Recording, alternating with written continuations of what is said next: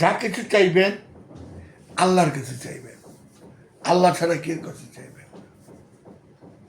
জাকির নায়েক সাহেব এমনও বলছেন, আমার মহানবীর কাছেও চাওয়া যাবে না, একমাত্র আল্লাহর কাছে চাবেন। একদম সুন্দর কথা, খুব সুন্দর কথা। একমাত্র আমি আল্লাহর কাছেই তো চাও, আমার মহানবীর কাছে চাওয়াও চাইব না। খেয়াল করেন তো, কিন্তু কোরআন কি বলতেছে? ওয়ারিদুনাইয়ু ফারিকু বাইনাল্লাহি ওয়া রাসূলিহি উলাইকা মুল কাফিরুনা হাক্কা। কোরআন বলতেছে। আবার কোরআন বলতেছে সুম্মা দানা ফাদাল্লা ফাকানা কাবা কাউসাইনা আওয়াদানা। আবার কোরআন বলতেছে মহানবীর সাথে আল্লাহর মেরাজে দেখা হয়েছে 2 ধনুকের ব্যবধানে। জিবরিল বলতেছে আমি যেতে পারবো না সৃষ্টি ছাড়া, স্রষ্টা যেতে পারবো, সৃষ্টি যেতে পারবো না। জিবরিল বলতেছে। জাকির নায়েক বলতেছে আমার মহানবীর কাছে চাওয়া যাবে না, একমাত্র আল্লাহর কাছে চাইব। ঠিক আছে, রাইট।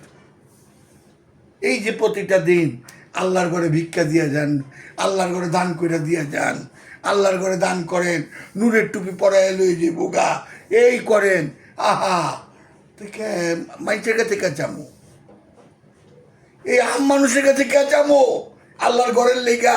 আল্লাহকে এতই দুর্বল, আল্লাহকে এতই কম শক্তিশালী? আল্লাহ তো সর্বশক্তিমান। আল্লাহ বলছে আমি সর্বশক্তিমান, best be the name thy lord, full of majesty, bounty and honour. Allah সূরা আর রহমানের শেষের আয়াতে বলছেন আল্লাহ। হ্যাঁ, সূরা ইয়াসিনের 21 নম্বর আয়াতে বলতেছে বিনিময় নিও না। এই কই আপনার কথা আপনারই কর না, আপনাকে তো লক্ষ লক্ষ কোটি কোটি মানুষ ফলো করে, কেন বিভ্রান্তের মধ্যে ফেলে দেন? কেন? হ্যাঁ, দুনিয়ায় মসজিদ বানাইবেন বা এই আল্লাহর ঘরে দান করেন, আল্লাহর ঘরে দান করেন, দান করলে মাতা পিতা কবরে রইব, নূরের টুপি পরায় আপনার লয়ে যাইব, দান করেন। আরে কে আমি মানুষের কাছে যাবো? আমি তো ডাইরেক্ট আল্লাহর কাছে যাবো।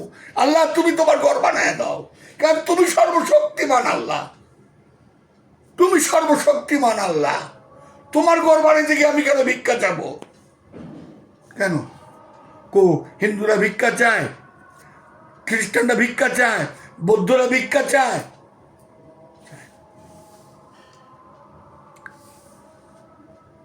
আমরা ওইটা শুনে বাহ বাহ বাহ, লক্ষ লক্ষ মানুষ শুনি সেটা। আজাইন সাহেব আমার মহানবীরে কাউবয় বানায় ফেলেছে। আরে যৌবনে 24 বছরে 39 বছরের বুড়ি বিয়া করছে, সম্পদ কুরাইশ বংশের সব সম্পদ পাইলেন, মা খাদিজাতুল কুবরার সব ফালাইয়া দিয়া হেরা গুহায় একা গেলেন। আরে নাহিদ তুমি এরকম গিয়ে দেখাও, তুমি নাহিদ হেলিকপ্টার দিয়ে যাও, লক্ষ লক্ষ টাকা। হ্যাঁ, আমার মহানবী কি করলেন? এই সুন্নত কই? সব ফালায় থেকে গেলেন গা হেরা গুহার ভিতরে, একা নির্জন। চিন্তা করেন তো, একটু চিন্তা করেন, নিজের ফাঁকি দিবেন কেমনে? নিজের বিবেকরে ফাঁকি দিবেন কেমনে? বুকে আনতে একটু চিন্তা করেন তো। সেদিনকে ফেসবুকে দেখলাম এক দোকানে গেছেন, এক হুজুর মানুষ বয়ে রয়েছে, এক মসজিদ গিয়া বলতেছে এই আমার করে টাকা দে। আমার কাছে টাকা নাই। না তোর ড্রয়ারের ভিতরে 5,000 কত টাকা দিনে আছে, দে আমার। ওই লোক তো অবাক হয়ে গেছে গা, হুজুর মানুষ অবাক হয়ে গেছে গা। পরে টাকাটি দিল, হাতের মধ্যে লয়ে মাক্ষি করে উড়িয়ে দিল। ওই তো অবাক, হায় এটা কি? আমি ফেসবুকে দেখছি। সেহেরি, আমার বাবা জাহাঙ্গীর আমার যা বুঝতে দিচ্ছে, সেহেরি অর্থ কি? আমি যখন আল্লাহর কাছে সম্পূর্ণরূপে নিজেকে আত্মসমর্পণ করব, আমি নাহি যখন আমার আল্লাহর কাছে পরিপূর্ণভাবে আত্মসমর্পণ করব, তখন আমার আল্লাহ যদি ইচ্ছা করে, আমার আল্লাহর ইচ্ছা, কারণ আমি যাকে ইচ্ছা তাকে দান করি, যদি ইচ্ছা করে গফুরুর রহিম, গফুরুর রহমান যদি ইচ্ছা করে যে না আমি রহমত দান করুন, সেদিন হবে আমার ইফতার, সেদিন হবে আমার সেহরি, সেদিন হবে আমার রোজা। কারে কম কথা, তার খুশি তারে খুশি করা।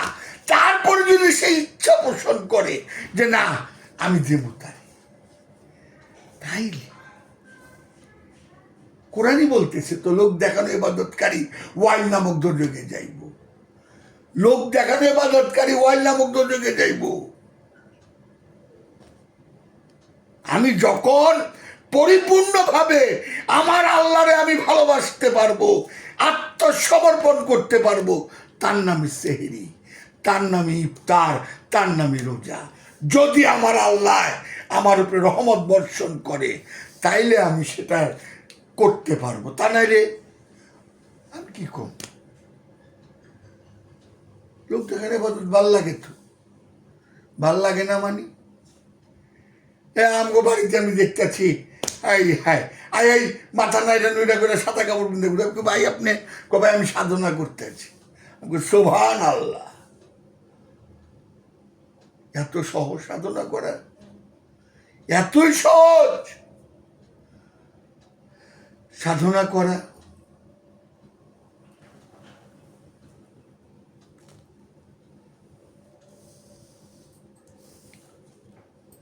দুনিয়ার বড় বড় জ্ঞানী লোকেরা, বস্তুবাদের জ্ঞানী লোকেরা, তাকেও জিজ্ঞেস করলে বলে আমি কিছু জানি না, আমি ছোট্ট।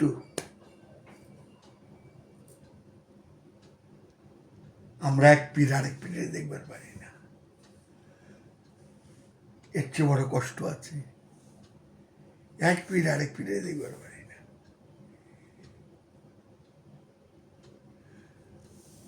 দয়াল বাবা জাহাঙ্গীর, দয়াল বাবা জাহাঙ্গীর, দয়াল